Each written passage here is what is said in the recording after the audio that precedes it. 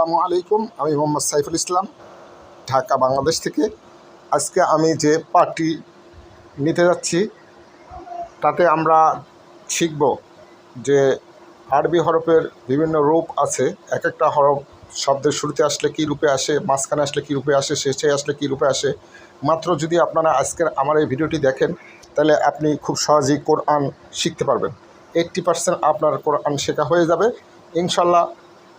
তাই কথা না বাড়িয়ে আমরা দ্রুত ক্লাসে যাব। ক্লাসটি ভালো লাগলে অবশ্যই সাবস্ক্রাইব করবেন, লাইক করবেন, কমেন্টস করবেন। ধন্যবাদ।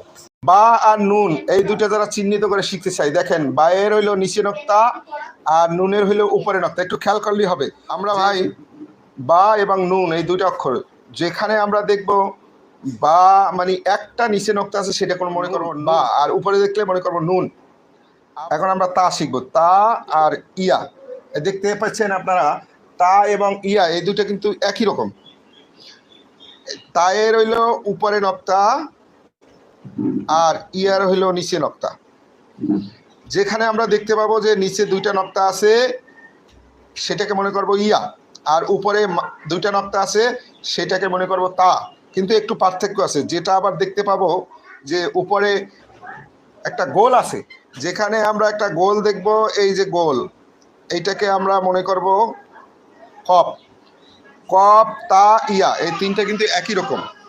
আর দুই নক্তা হলো, দুই নক্তাওয়ালা বিশিষ্ট হরফই হলো এই তিনটা, তা, ইয়া, কপ। তা, ইয়া, কপ। দেখেন তায়ের আর কপের মধ্যে পার্থক্য। তা মাঝখানে যদি দুই ফোঁটা থাকে তা কীরকম হয়, একবার শেষে, শব্দের শেষে থাকলে তা এভাবে হবে, আর শুরুতে থাকলে তা এভাবে হবে। তা আর কপ, কপের হইলে মাথাটা গোল থাকে, মোটা থাকে। যখন আপনি হেফজ কোরআন শরীফ নেবেন শুধু মোটাটা অল্প হালকা দেখা যায়, মাছির মাথার মতো, কিন্তু তাটা একবারে সোজা থাকে। এই যে তা আর কপের পার্থক্যটা দেখুন। তা উপরে দুই নক্তা আছে, কপের উপরেও দুই নক্তা আছে। আমরা একবারে শুরু থেকে কোরআন শিখবো। যারা কোরআন শিখতে জানি না আমাদের লাইভে জয়েন করবে এবং একটু সাবস্ক্রাইব করে রাখবেন। আমরা শুরু থেকে একবারে আগাইতে চাচ্ছি। তাহলে আমরা তা, ইয়া এবং কপ এই তিনটার পার্থক্যটা দেখলাম। তা উপরে দুই নক্তা, কফের উপরেও দুই নক্তা, কিন্তু তায়ের উপরে কোনো গোল মানে মোটা নাই মাথা, কিন্তু কফের উপরে মাথাটা গোল, মাছির মাথার মতো, এবং তিনটা ভেরিয়েশন দেখলাম। আর ইয়া হলো নিচে দুই ফোঁটা। যদি কোনো শব্দের আমরা দুইটা নিচে নক্তা দেখি তখনই মনে করবো এটা ইয়া।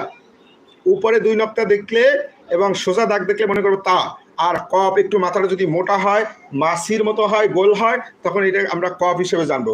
ভাই যারা লাইভে আছে একটু একটু লাইক লাইক দিলে কি হবে, এই যে আপনার লাইভটা ইউটিউব আরও 10 জনের কাছে দিবে, তাহলে কোরআন শিখতে পারবে। দেখা যাচ্ছে আপনার এই লাইভের কারণে যদি একটা লোক একটা অক্ষর শিখে, সেই নেকিটা কিন্তু আপনিও পাবেন।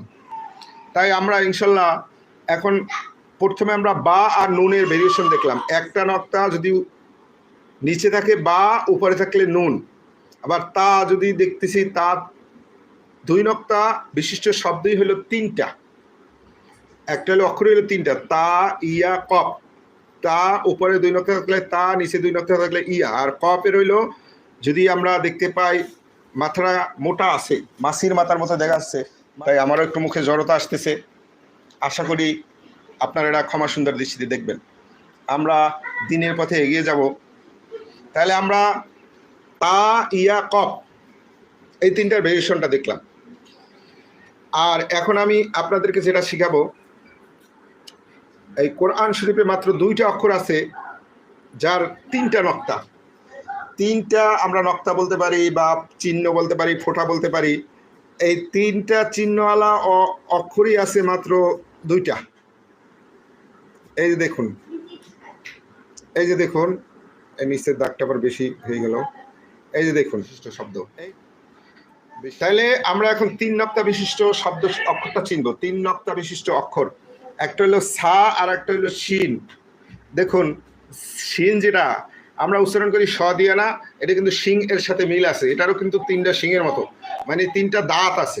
তিনটা দাঁত যদি থাকে আর তিনটা নোক্তা থাকে তাহলে মনে করবো এটা শিন। আর সা চিনতে হলে মাত্র তিনটা নোক্তা। যদি এক দাগ বিশিষ্ট দেখে তিনটা নক্তা দেখি তাহলে এইটা মনে করবো আমরা সা।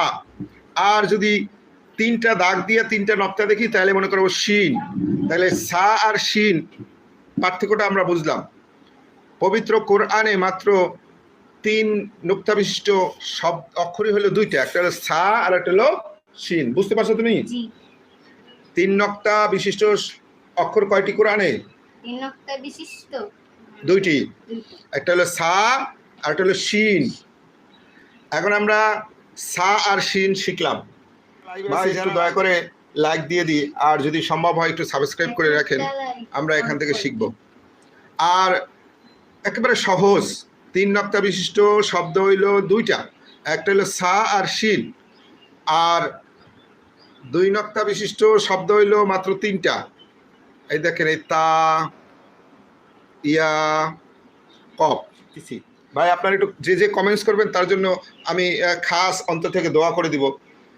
আর আপনারাও আমার জন্য দোয়া করবেন, এমন না যে খালি আমি দোয়া করবো, আপনারাও আমার জন্য দোয়া করবেন। একটু কমেন্টস করি ভাই, আমাকে একটু মতামত জানান। যেটা অনলাইনে আমরা দেখতে পাই অনেকে অনেক অশ্লীলতা ছড়াচ্ছে, তার পরিবর্তে যদি আমরা একটু কোরআন শিখতে পারি, এই চিন্তা করে কিন্তু এই ক্লাসটার আয়োজন করা। তাই ভাই আপনারা যারা আছেন একটু দয়া করে লাইক দিবেন আর একটু কমেন্টস করবেন।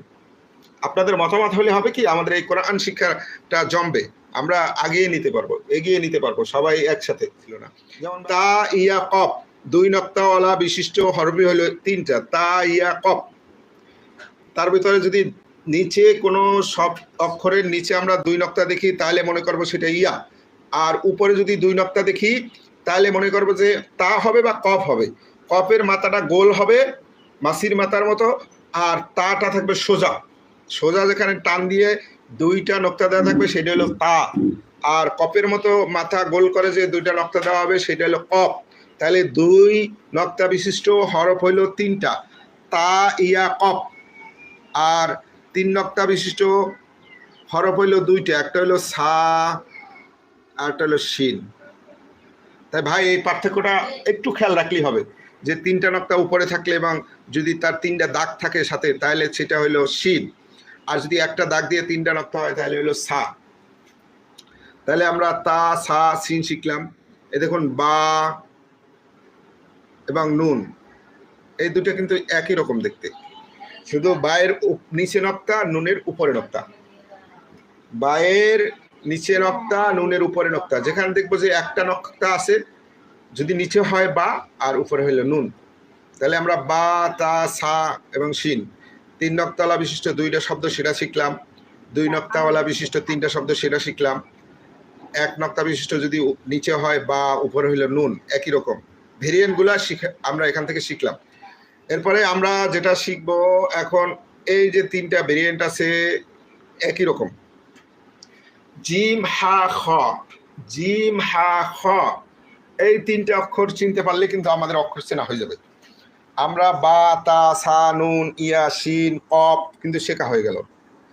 আর জিম আমরা শিখব, জিম, হা, খ এই 3টে একই রকম ভেরিয়েন্ট আছে।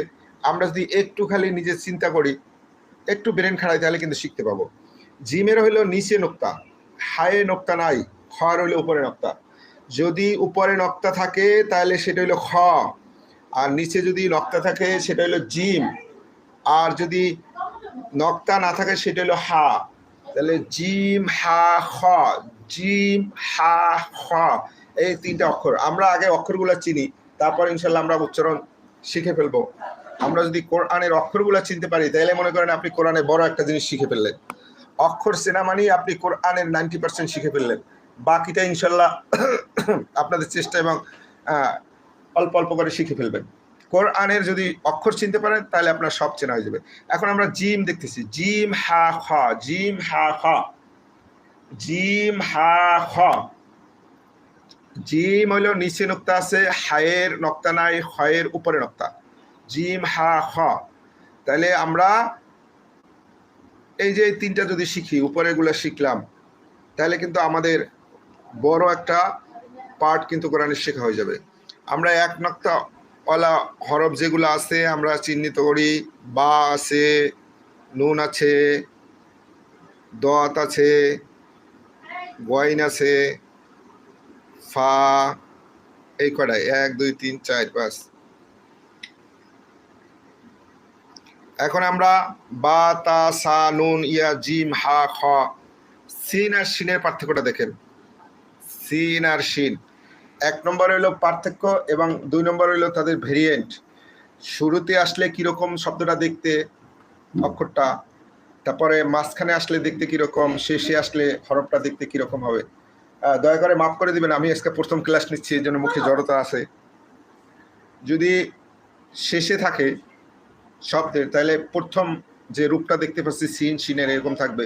দুইটার ভিতরে পার্থক্য হলো যে সিনে কোনো নক্তা নাই, আর শিন এটা 3 নক্তা আছে। সিন আর শিন, এটা হলো স আর এটা হলো স। সিন স বলতে দন্ত স, সিন শিন। তাহলে আমরা এই দুইটা পার্থক্য দেখলাম। শিনের উপরে 3 নক্তা আছে আর সিনের উপরে নক্তা নাই। সিন শিন, সিন শিন। আমরা এই দুইটা এখানে শিখে নিলাম যে 3টা দাঁত বিশিষ্ট শব্দ, উপরে নক্তা নাই, তাহলে 3টা দাঁত বিশিষ্ট শব্দ যেখানে দেখবো যে 3টা দাগ আছে তাহলে সিন মনে করব। এর উপরে যদি 3টা নক্তা দেখি তাহলে মনে করব শিন। আবার যদি একটা দাঁত দিয়া যদি 3টা নক্তা থাকে তাহলে মনে করব সা। তাহলে আমরা সিন শিন এটা শিখতে পারলাম। আমি ইনশাল্লাহ চালিয়ে যাব, আমরা হাঁটি হাঁটি পা পা করে যেন কোরআন শিখতে পারি। এখন আসলে ওইভাবে বই বা কায়দা দিয়ে শেখা আসলে কঠিন। আমাদের সবার হাতে স্মার্টফোন, আমরা স্মার্টফোনে একটু নাড়া দিয়ে যদি 5 মিনিটেও শিখে অন্তত 5-7টা অক্ষর শিখতে পারবো। এই জন্য অনলাইনে আমি অন্তর্ভুক্ত হয়েছি যাতে আমরা একই সাথে কোরআন শিখতে পারি। এরপর আমরা এখানে আসবো সাদ দোয়াত, সোয়াদ আর দোয়াত, এই দুইটা, এই কয়েকটা অক্ষর একটু ভেরিয়েন্ট আছে। সোয়াদ, দোয়াত, আইন, গয়েন, ফা, কফ, কাপ, লাম, মিম, এই অক্ষরগুলো আবার একটু ভিন্ন ধরনের। সোয়াদ যদি শেষে থাকে তাহলে হইলো এইরকম দেখতে, আর যদি মাঝখানে হয় তাহলে দেখতে এরকম, আর যদি শুরুতে হয় তাহলে সোয়াদ দেখতে এরকম। এখানে 3টা ভেরিয়েন্ট আছে। সোয়াদ, কোনো শব্দের শেষে সোয়াদ আসলে এরকম হবে, শুরুতে আসলে এরকম হবে, আর মাঝখানে আসলে এরকম হবে সোয়াদ। আর দোয়াতও, সোয়াদ আর দোয়াত একই রকম, 2 ভাই। দোয়াদের উপরে নোক্তা আছে আর সোয়াদের উপরে নোক্তা নাই, কিন্তু এদের ভেরিয়েন্ট একই রকম। মাঝখানে থাকলে এরকম হবে, আর শুরুতে থাকলে অক্ষরটা দেখতে একই এরকম, আর শেষে হলো এটা দেখতে পাচ্ছি মূল যে শব্দটা আছে, মূল যে হরফটা আছে, এটা শেষে থাকলে সোয়াদ এরকম, আর মাঝখানে থাকলে সোয়াদ এভাবে আসবে। এটা নক্তা থাকলে দোয়াত, আর নক্তা না থাকলে সোয়াদ, আর শুরুতে যদি আসে অক্ষর দুইটা এইভাবে আসবে। তাহলে আমরা সোয়াদ আর দোয়াত শিখে নিলাম। একটু সাথে সাথে যদি আমরা 10 বার উচ্চারণ করি, সবাই যদি আমার সাথে উচ্চারণ করেন ইনশাল্লাহ হয়ে যাবে। সোয়াদ, সোয়াদ, দোয়াত, সোয়াদ, দোয়াত, সোয়াদ, দোয়াত, সোয়াদ, দোয়াত, সোয়াদ, দোয়াত, সোয়াদ, দোয়াত, সোয়াদ, দোয়াত, সোয়াদ, দোয়াত।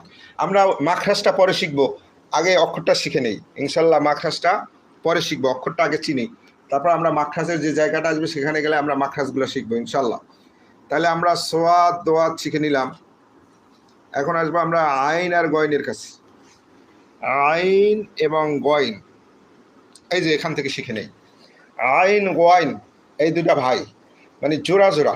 আমাদের শিখানোর জন্য আল্লাহ তাআলা এই যে আরবি অক্ষরগুলা, সেগুলাকে এমনভাবে সাজিয়েছেন যাতে আমরা সহজে শিখতে পারি। এই গয়ন আর আইন এরা 2 ভাই।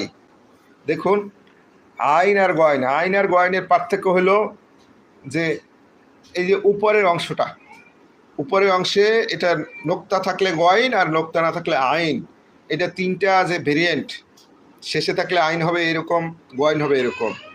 শুরুতে থাকলে আইন হবে এরকম, গয়ন হবে এরকম। শেষে থাকলে আইন এইভাবে আর গয়ন এইভাবে। আমরা একটু শিখে নেই, সরাসরি এখান থেকে শিখে নেব ইনশাল্লাহ। আইন, আইন, আইন, গয়ন, গয়ন, গয়ন। তাহলে আমরা আইন আর গয়ন আমরা দেখতে পাইলাম। আইন গয়ন 3টা ভেরিয়েন্ট। যদি শেষে থাকে আইন এরকম হবে, গয়ন এরকম হবে। শুরুতে থাকলে আইন এরকম, গয়ন এরকম, আর মাঝখান থাকলে আইন গয়ন দেখতে এরকম।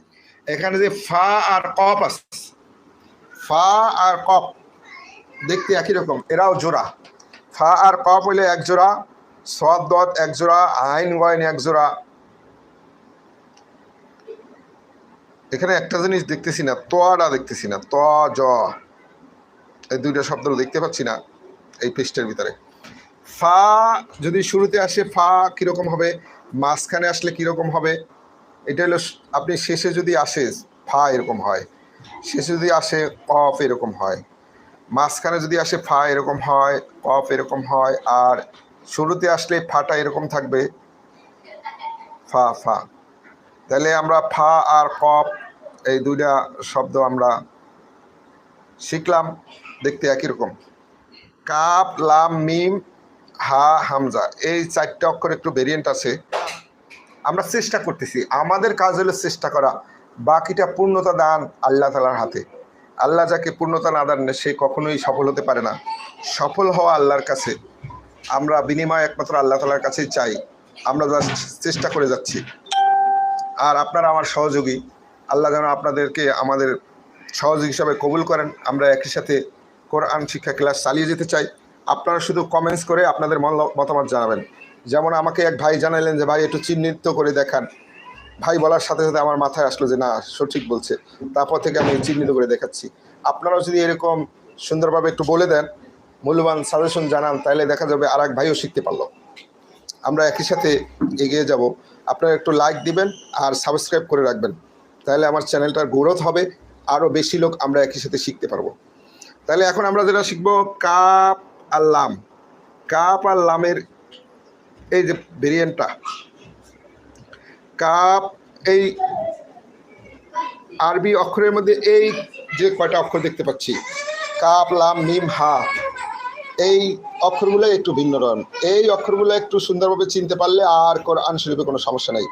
কাপ কাপ লাম একই রকমই ফেরায়, কাপে উপরে একটা ভাঁজ থাকবে আর লাম হইলো বর্ষির মতো, এবার সোজা বর্ষির মতো, আর কাপ একটু উপরে বর্ষির মতো একটু ভাঁজ থাকবে।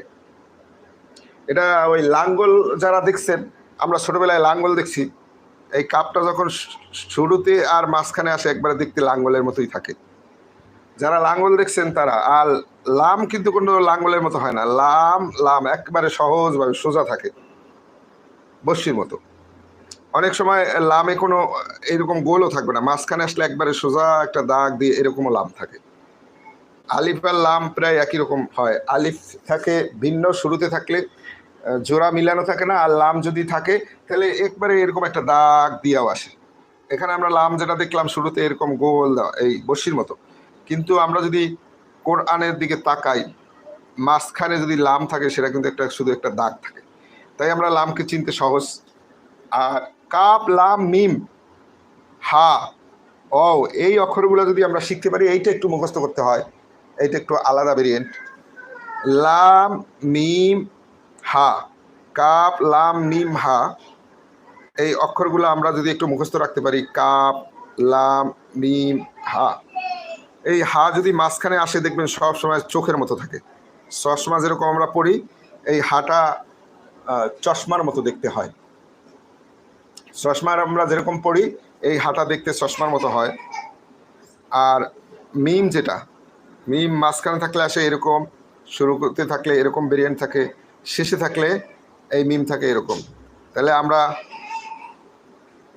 কাপ লাম মিম হা এই অক্ষরগুলো যদি একটু চিহ্নিত করতে পারি, তাহলে কিন্তু আমাদের কোরআন 80% শেখা হয়ে যাবে। একটু লাইক দিই, দয়া করে একটু লাইক দিই আর আপনাদের মূল্যবান মতামত জানান।